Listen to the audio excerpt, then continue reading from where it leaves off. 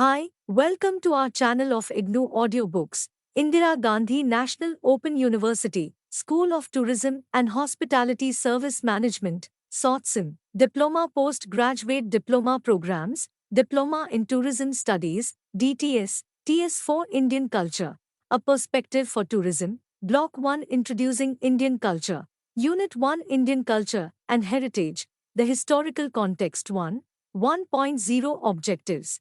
After reading this unit, you shall be able to learn the meaning of culture and heritage and the elements they consist of, the factors which contributed to the making of our culture, how the Indian culture evolved over centuries of history, and what are the landmarks of the development of our culture and what are their identifying features. 1.1 Introduction. Indian culture is unique in several ways.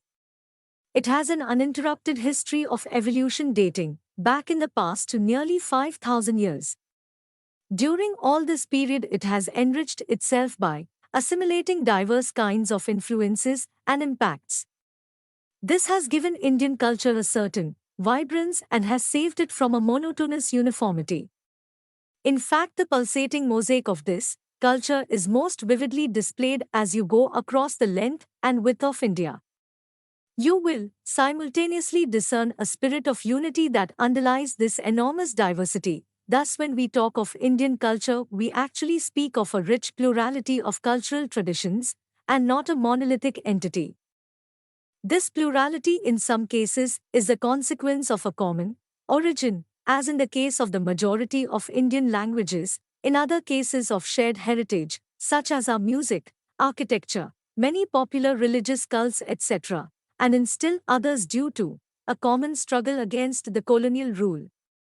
Equally important is the fact that we also perceive ourselves as part of a common culture cutting across national boundaries. This common cultural heritage is the legacy of a complex interaction of various cultures through centuries of shared existence. We shall, in the following sections, take you on a historical journey through the evolution of Indian culture. 1.2 Culture and her vantage, problems of definition. Let us begin this journey by first arriving at a debate over what constitutes culture. The word is often used interchangeably with civilization, and both have a history in what they have meant at different points of time and in different societies. Both referred originally to a process, and in some sense this meaning is still inherent in the ways these two words are used. The term civilization is now generally used to describe an achieved state or condition of organized social life as well as the process whereby it has been arrived at. Through comparative studies, we today also come across terms such as Western civilization, modern civilization, industrial civilization, etc., which are descriptive. Culture as a concept is more complicated than civilization. The word is used in various ways denoting values of general human development which today are not easily questionable. For example, freedom, democracy, equality, secularism, etc. The particularities of different communities which constitute their rights and expression also are included within the meaning of culture. There are three broad levels, with a certain overlapping, at which the meaning of the term culture can be understood. The general process of intellectual, spiritual, and aesthetic development. 2. A particular way of life, whether of a people, period, or a group. 3. The works of intellectual and artistic endeavor expressed through music, literature, art, film, etc. Heritage is a similarly broad concept. It often carries the meaning of culture too. Whatever we inherit from our past can be called our heritage. In terms of contents, it includes our craft traditions, music, dance, painting, architecture, and other art forms, traditions of production and technology, different systems of therapies, our environment with all its biodiversity, our systems of philosophy, etc. Our cultural heritage has a strong secular popular content and is pluralistic in character. But it also contains many elements which inhibit our development. A nation-like caste system, superstitions, discriminations against women and Dalits. We, therefore, have to be conscious about what aspects of our culture we should conserve and emulate and what elements we must discard. 1.3 Culture and its determinants. Culture is determined and shaped historically and socially. It, in its turn, influences the social, economic, and political development of people or nation. This section will deal in detail with this complex interaction of various factors which has influenced our culture over thousands of years. 1.3.1 Culture, Society and History. To begin with, culture is the life and mind of a society at any given time in history. The culture of a particular society or age cannot be separated from its historical context. The continuity, change or transformation in cultural traditions is influenced by the social, economic, and political developments at any given time, and vice versa. To give a FCW examples, the growth and changes in agricultural production are inseparably linked with the emergence, development, and changes within the Vedic civilization in India. The Vedic civilization which gave birth to the Varnashram and the caste system has, in turn, exerted great influence on Indian culture. The caste system, an inescapable aspect of our society through history, has assumed changes, modifications, and flexibility to suit the changing needs of the various ruling groups in India. The early Dravidian civilization has been an important influence because of its cultural significance in a specific historical and social context. The flowering of art and literature, as well as the Buddhist monuments of the Maurya and Gupta period, would not have been possible without the prosperity and increase in commerce during that period. The same can be said for the Chola temples or the Vijayanagar structures. The Bhakti movement had as its basis the growth of trade and commerce, and the consequent growth of towns in the 14th and 15th centuries, which motivated a questioning of the caste restrictions in certain occupations in the name of religion. The preachings of Bhakti saints in the people's languages and their compilation made possible the growth of Braj, Avdi, Rajasthani, Gujarati, Marathi, Punjabi, Kashmiri, and other regional literatures. The enormous expenditure involved in the magnificent architecture of the Mughals was possible only because of the significantly increased state share in the surplus production during Mughal rule.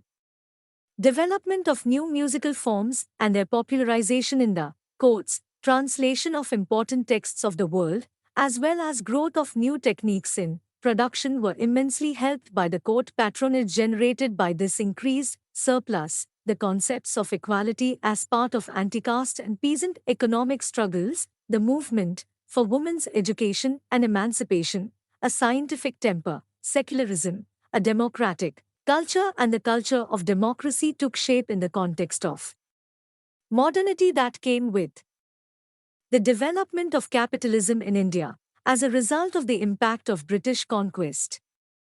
1.3.2 Political structures and their impact on culture. Political structures have also had an impact on our culture throughout its history. For example, the periods of political decentralization, as after the disintegration of the Gupta Empire and, later, the Mughal Empire, resulted in the growth of regional cultures. Similarly, the periods of centralization, such as the Mughal and the modern periods, helped in the development of a Condolorosite, syncretic tradition that has the semblance of a national culture. The religion professed by a ruler can inspire the development of art forms bearing those religious expressions. It does not, however, mean that other forms were suppressed. Similarly, a more liberal, democratic, and secular rule may witness the growth of non-religious art forms as seen in modern and contemporary India.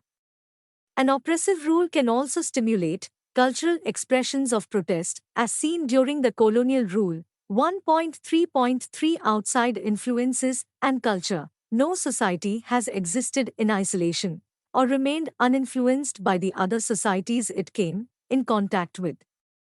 This is as true of our country as any other, and we have had contact with the outside world since the earliest times.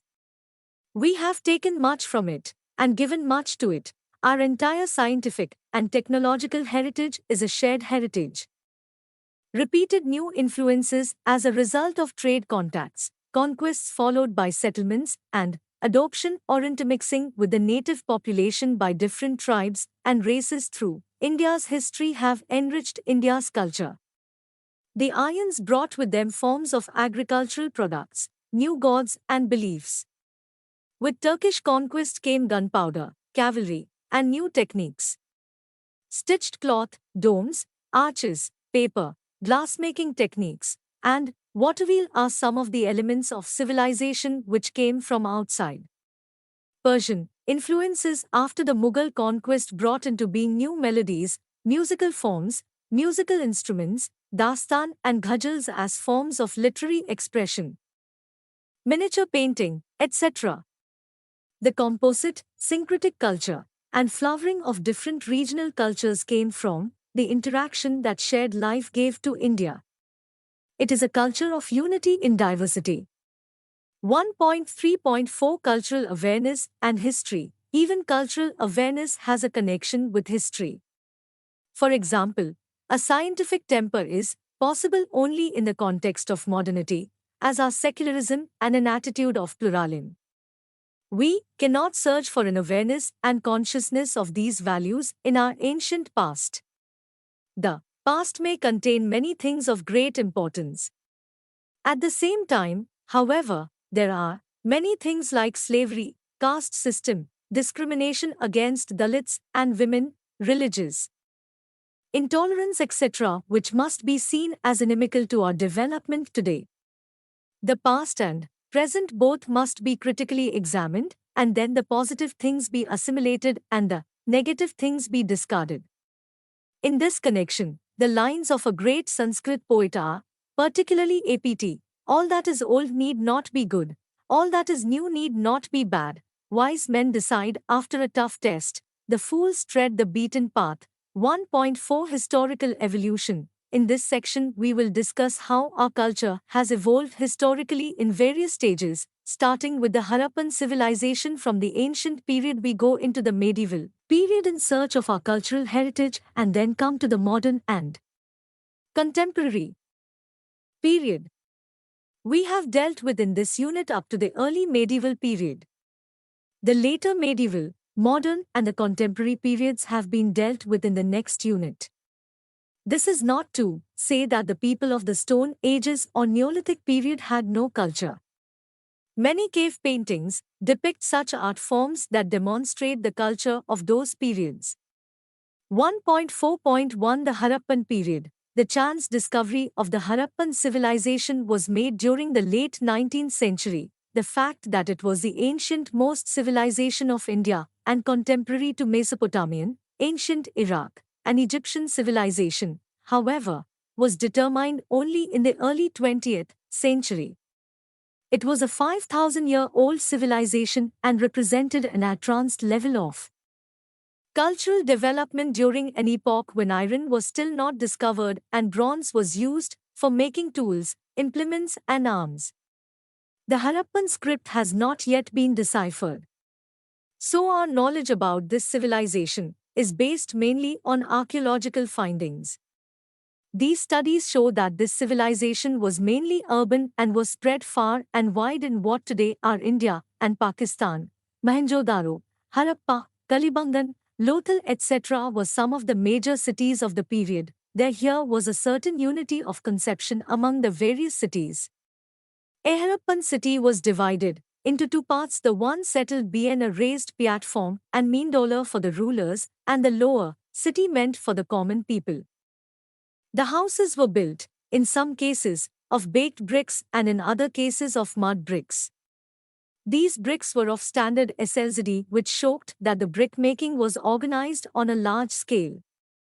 Similar to the town planning, the potteries made HY the Harappans were found in large areas and showed a uniform pattern. In fact, their tradition of pottery making can, with many changes, be found when today. Artworks in terracotta and sculptures in bronze and stone are important remains from the Harappan period. The Harappan potteries and seals contain figures of bull, ram, people, tree, fish scales, etc. The Harappans also seem to worship Pipa, tree and the phallus, an image of Shiva, which remain important religious symbols in today's India. About this civilization, who will learn more in Unit 18 and Block 6 of this course. 1.4 to the Vedic civilization. The Vedic civilization, associated with THC coming of the Aryans to India, is said to have begun about 1500 BC and lasted about 600 BC. Unlike the Harappan civilization, which was city-based, it was an agricultural civilization. It was during this period that many features, which we associate with what has come to be called as Hinduism, originated and took shape. It has left its imprint on our culture today in the form of settled agriculture, cattle breeding, centrality of cow and bullocks in our economy and religious beliefs, the horse, the chariot, the use of iron, domestication of animals such as elephants, kinship and patriarchy as basis of social organization, the development of kingdom and large sea empires out of chieftainships. We still have WTH as the Vedic hymns composed almost 3,500 years ago, which even today are used in many Hindu rituals, the sacredness of fire as intermediary between God and man, the worship of gods associated with natural phenomena, the doctrine of transmigration, animal sacrifice, etc. In terms of literature and philosophical thought, it has given us the Vedas, the Upanishads, Sanskrit, Pali and Prakrit languages and literature, etc. 1.4.3 The Buddhist epoch, during the 6th century BC, in opposition to the domination of the society by Brahmins, grew. New religious ideas, which were heterodox in nature, arose. The reasons for their emergence were the following. The Vedic rituals had become most elaborate and cumbersome for most social groups. There were meaningless ceremonies and sacrifices leading to enormous expenses. 2. Since the Brahmins were the executors of these rituals, their domination over the other groups was becoming established. They also devised a hierarchical frontier system, called Varnashram, and claimed the highest position for themselves. This led to resentment among many groups such as the Kshatriyas and Vaishyas, who were otherwise powerful and wealthy but lacked in social importance. 3. The social status became linked to birth. The caste system, which was earlier devised as occupational categories, became atrophied and the social mobility became rare.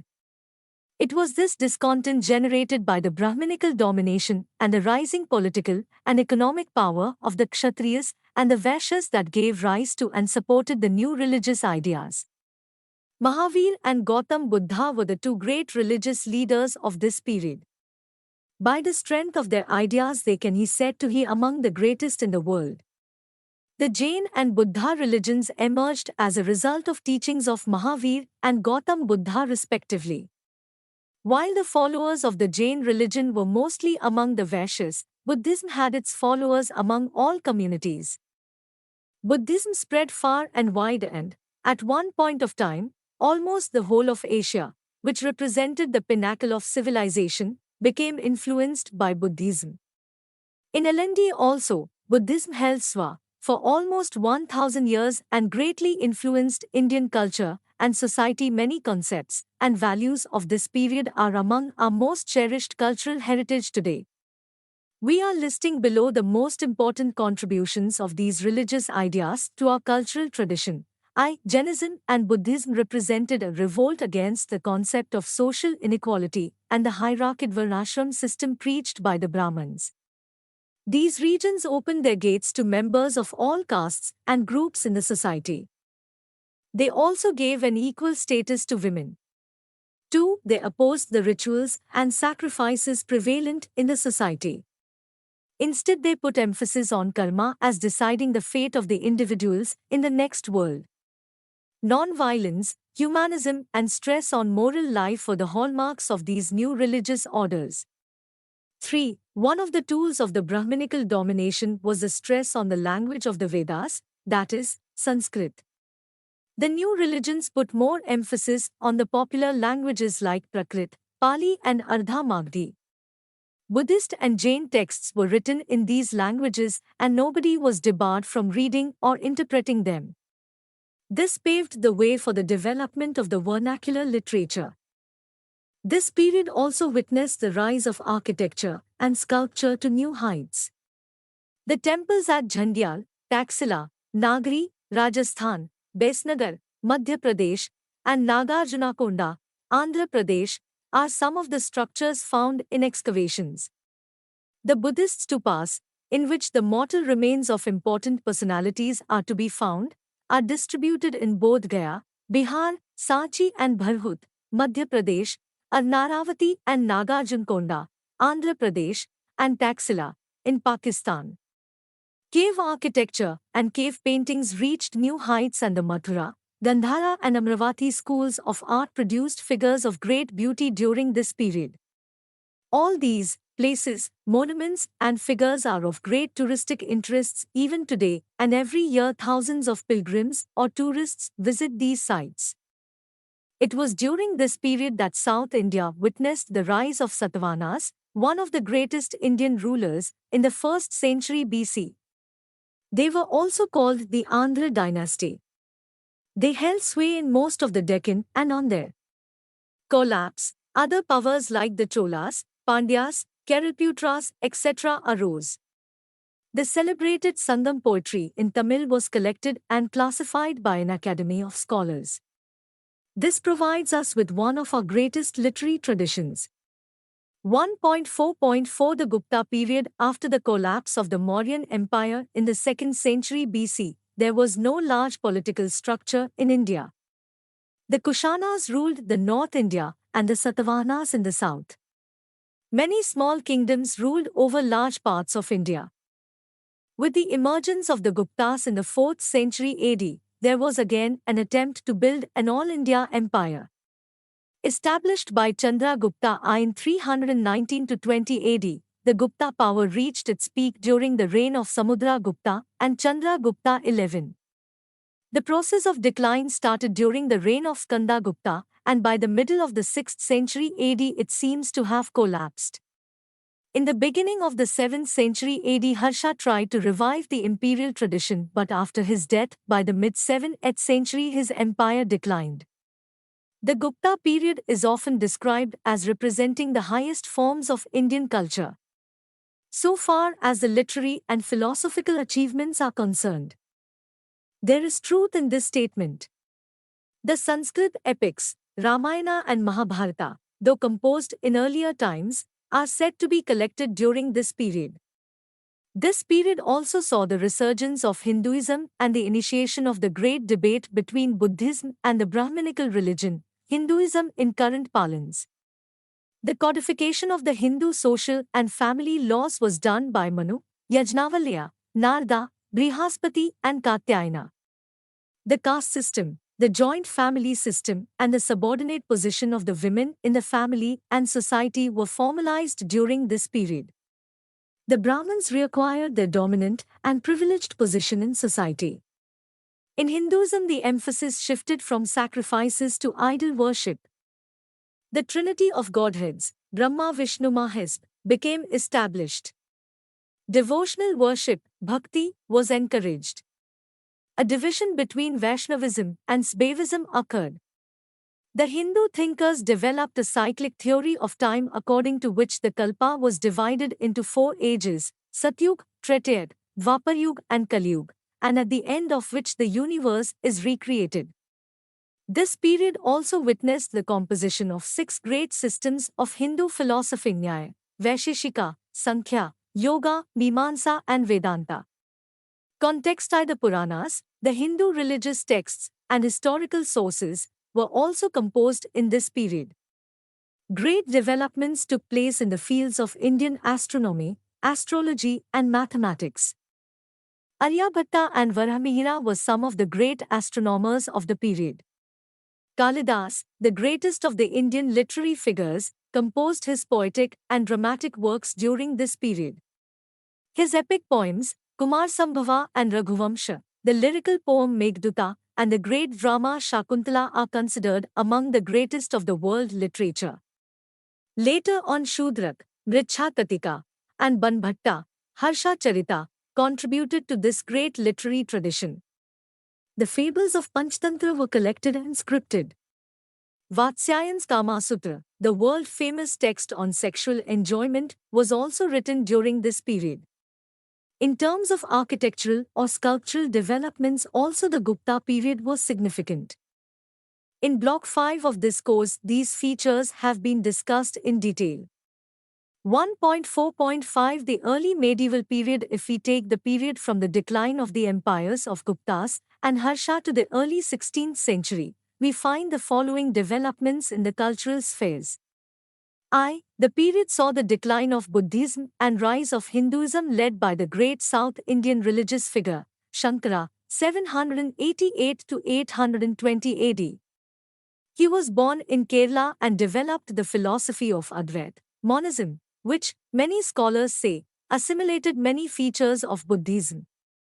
He travelled extensively in the country, engaged the Buddhist scholars in debates, founded a religious order, and established 4 seats or mathas in Badrinath in the north, Sringeri in the south, Puri in the east and Dwarka in the west to uphold his teachings.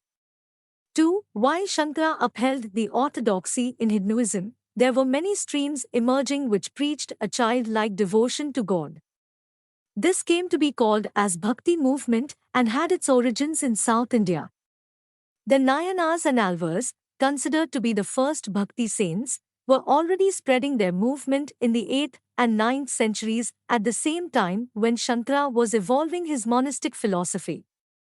These saints rejected monism, Brahman dominance, caste system and the ritual worship.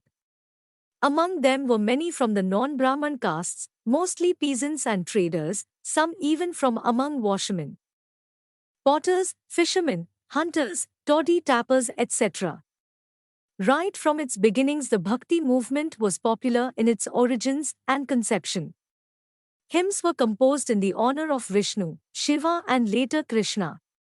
In Maharashtra, the Bhakti movement started with Gnaneswara and Namdev, 1270 to 1350.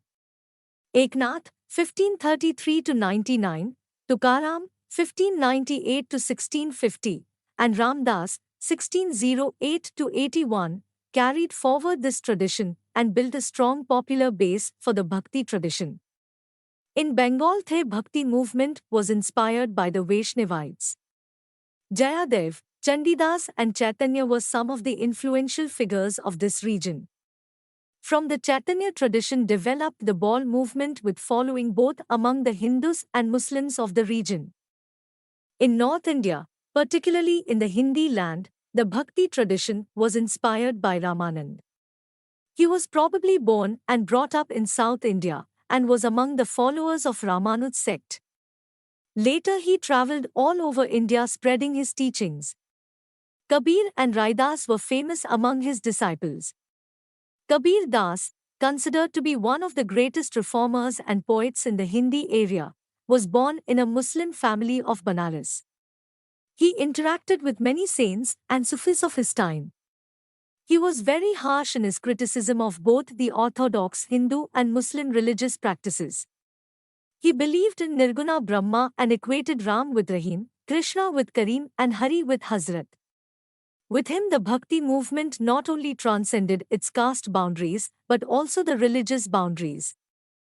His verses collected in Adi Granth, Kabir Granthavli and Bijak are among the priceless jewels of our anti-orthodox and syncretic traditions. Raidas, Nanak and Dadu were part of the tradition which Kabir represented. After them, however, it was channelized into Saguna and non-critical streams of Mirabai, Nand Das and Surdas and culminated with Tulsidas, 1532 to 1623, whose Ramcharitmanas became the most popular text of the Hindus in North India. He tried to synthesize the existing trends of the Bhakti movement and poetry.